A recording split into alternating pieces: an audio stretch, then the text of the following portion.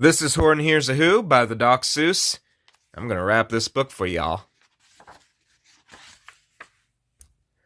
On the 15th of May, in the jungle of Nool, in the heat of the day, in the cool of the pool, he was splashing, enjoying the jungle's great joys when Horton the elephant heard a small noise. So Horton stopped splashing. He looked towards the sound. That's funny, thought Horton. There's no one around. Then he heard it again, just a very faint yelp, as if some tiny person were calling for help. I'll help you, said Horton. But who are you? Where? He looked and he looked. He could see nothing there but a small speck of dust blowing past through the air.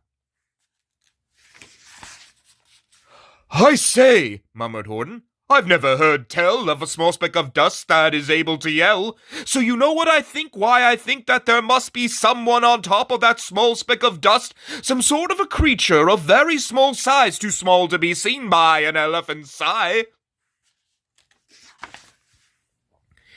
Some poor little person who's shaking with fear that'll blow in the pool. He has no way to steer. I'll just have to save him, because after all, a person's a person, no matter how small.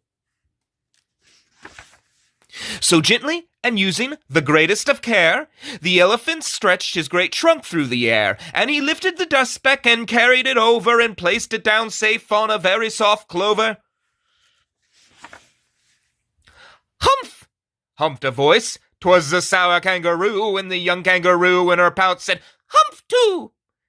Why, that speck is as small as the head of a pin! A person on that, why, there never has been!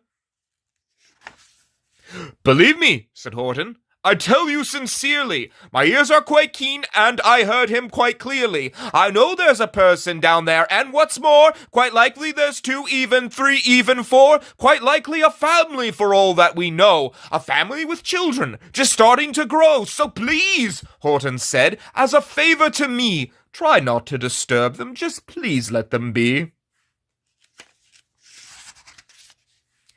I think you're a fool, laughed the sour kangaroo, and the young kangaroo in her pouch said, Me too! You're the biggest blamed fool in the jungle of Nool! And the kangaroos plunged in the cool of the pool. What terrible splashing! The elephant frowned. I can't let my very small persons get drowned. I've got to protect them. I'm bigger than they. So he plucked up the clover and hurried away. Through the high jungle tree tops, the news quickly spread. He talks to a dust speck. He's out of his head. Just look at him walk with that speck on that flower. And Horton walked worrying almost an hour. Should I put the speck down? Horton thought with alarm. If I do, these small persons may come to great harm. I can't put it down, and I won't. After all, a person's a person, no matter how small. Then Horton stopped walking. The speck voice was talking. The voice was so faint he could just barely hear it. Speak up, please, said Horton. He put his ear near it. My friend, came the voice, you're a very fine friend. You've helped all of us folks on this dust speck no end. You've saved all our houses, our ceilings and floors. You've saved all our churches and grocery stores. You mean? Horton gasped. You have buildings there too? Oh, yes, piped the voice. We most certainly do. I know, called the voice. I'm too small to be seen, but I'm mayor of a town that is friendly and clean. Our buildings to you would seem terribly small, but to us who aren't big, they are wonderfully tall. My town is called Whoville, for I am a Who, and we Whos are all thankful and grateful to you. And Horton called back to the mayor of the town, You're safe now, don't worry. I won't let you down. But just as he spoke to the mayor of the speck, 3 big jungle monkeys climbed up Horton's neck. The Wickersham brothers came shouting, What rot! The elephant's talking to who's who are not. This elephant's talking to who's who are not. These aren't any who's, and they don't have a mayor, and we're gonna stop all this nonsense so there. They snatched Horton's clover. They carried it off to a black-bottom eagle named Vlad-Vlad-Vladikoff. a mighty strong eagle of very swift wings, and they said, "Will you kindly get rid of this thing?" And before the poor elephant even could speak, that eagle flew off with the flower in his beak. All that late afternoon and far into the night, that black-bottomed bird flapped his wings in fast flight, while Horton chased after with groans over stones that tattered his toenails and battered his bones, and begged, "Please don't harm all my little folks who have as much right to live as us bigger folks do." But far, far beyond him, that eagle kept flapping, and over his shoulders called back, "Quit your yappin'. I'll fly the night through. I'm a bird, I don't mind it, and I'll hide this tomorrow. Well, you'll never find it." And at 6:56 the next morning he did it. It sure was a terrible place that he hid it. He let that small clover drop somewhere inside of a great patch of clovers 100 miles wide. "Find that," sneered the bird, "but I think you will fail." And he left with a flip of his black-bottomed tail. "I'll find it," cried Horton. "I'll find it or bust. I shall find my friends on my small speck of dust." And clover by clover by clover with care he picked up and searched them and called, "Are you there?" But clover by clover by clover he found that the one that he sought for was just not around. And by noon poor old Horton, more dead than alive, had picked, searched, and piled up 9,005. Then on through the afternoon, hour after hour, till he found them at last on the 3,000,000th flower. "My friends," cried the elephant, "tell me, do tell! Are you safe? Are you sound? Are you whole? Are you well?" From down on the speck came the voice of the mayor. "Really had trouble, much more than our share. When that black-bottomed birdie let go and we dropped, we landed so hard that our clocks have all stopped. Our teapots are broken, our rocking chairs smashed, and our bicycle tires all blew up when we crashed. So Horton, please," pleaded the voice of the mayor, "will you stick by us who's while we're making repairs?" "Of course," Horton answered. "Of course I will stick. I'll stick by you small folks through thin and through thick." "Humph!"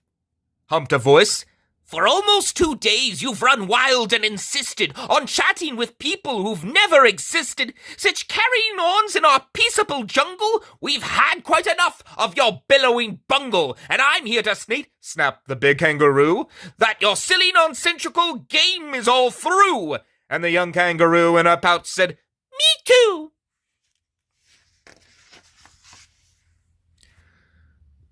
With the help of the Wickersham brothers and dozens of Wickersham uncles and Wickersham cousins and Wickersham in-laws who've helped I've engaged, you're going to be roped and you're going to be caged. And as for your dustback, ha! That we shall boil in a hot steaming kettle of Beezle-Nut Oil. "Boil it?" gasped Horton. "Oh, that you can't do. It's all full of persons, so prove it to you." "Mr. Mayor, Mr. Mayor," Horton called. "Mr. Mayor, you've got to prove now that you really are there. So call a big meeting, get everyone out. Make every who holler, make every who shout, make every who scream. If you don't, every who is going to end up in a Beezle-Nut stew." And down on the dust speck, the scared little mayor quick called a big meeting in Whoville town square, and the people cried loudly, they cried out in fear, "We are here, we are here, we are here, we are here." The elephant smiled. "That was clear as a bell. You kangaroos surely heard that very well." "All I heard," snapped the big kangaroo, "was the breeze and the faint sound of wind through the far distant trees. I heard no small voices, and you didn't either." And the young kangaroo in a pouch said, "Me neither." "Grab him," they shouted, "and cage the big dope. Lasso his stomach with 10 miles of rope. Tie the knots right so he'll never shake loose. Then dunk that dumb speck in the Beezle-Nut juice."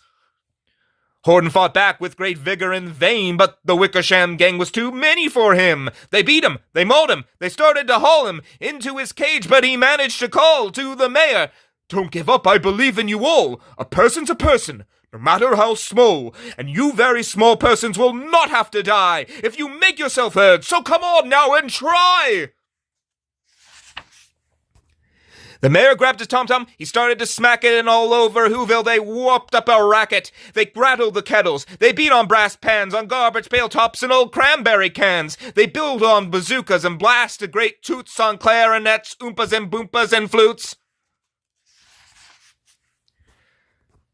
Great gusts of loud racket rang high through the air. They rattled and shook the whole sky, and the mayor called up through the howling mad hullabaloo. "Hey, Horton, how's that? Is the sound coming through?" And Horton called back, "I can hear you just fine, but the kangaroo's ears aren't as strong quite as mine. They don't hear a thing. Are you sure all your boys are doing their best? Are they all making noise? Are you sure every who down in Whoville is working? Quick, look through the town. Is there anyone shirking?" Through the town rushed the mayor from the east to the west, but everyone seemed to be doing his best. Everyone seemed to be yapping or yipping, everyone seemed to be beeping or bipping, but it wasn't enough, all this ruckus and roar. He had to find someone to help him make more. He raced through each building, he searched floor to floor. And just as he felt he was getting nowhere, and almost about to give up in despair, he suddenly burst through a door, and that mayor discovered one shirker quite hidden away. In the Fairfax apartment 12J, a very small shirker named JoJo was just standing, and bouncing a yo-yo, not making a sound, not a yip, not a chirp, and the mayor rushed inside and he grabbed that young twerp. And he climbed with the lad up the Eiffelberg Tower. "This," cried the mayor, "is your town's darkest hour.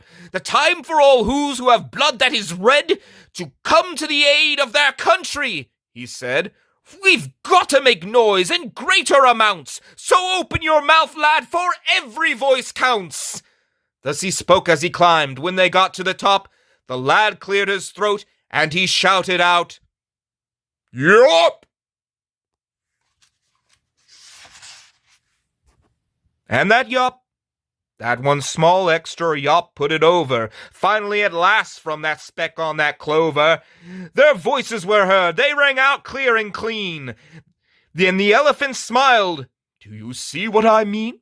They've proved they are persons, no matter how small, and their world was saved by the smallest of all." "How true, yes, how true," said the big kangaroo. "And from now on, you know what I'm planning to do. From now on, I'm going to protect them with you." And the young kangaroo in her pouch said, "Me too. From sun in the summer, from rain when it fallish, I'm going to protect them, no matter how smallish."